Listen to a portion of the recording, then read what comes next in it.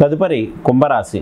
రాశ్యాధిపతి అయినటువంటి శని స్వక్షేత్రంలో జన్మరాశిలో సంచారం చేయుట, ద్వితీయ స్థానంలో రాహు సంచారం కొంత ప్రతికూలమైనటువంటి ఫలితములు, ముఖ్యంగా కుటుంబ వ్యవహారాల విషయంలో ఇబ్బందులు కలగజేసే అవకాశం కలదు.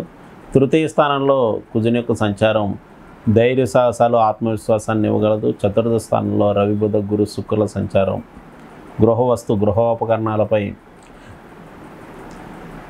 మొదటి వారం విషయానికి వచ్చినట్లయితే రాశ్యాధిపతి అయినటువంటి శని జన్మరాశిలో సంచారం చేయడం వల్ల ఆత్మవిశ్వాసం పెరుగును, ఆరోగ్య విషయంలో మాత్రం శ్రద్ధ వహించవలసి ఉండును.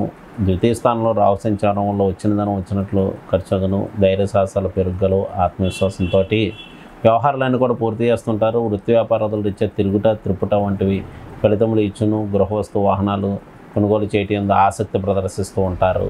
ఈ రాశివారు ఈ వారం చేయవలసినటువంటి ఆరాధన విషయానికి వచ్చినట్లయితే వీరు పార్వతీ పరమేశ్వరులను దర్శనం చేయడం, శనివారం తైలాభిషేకం చేసుకోవడం మంచిది.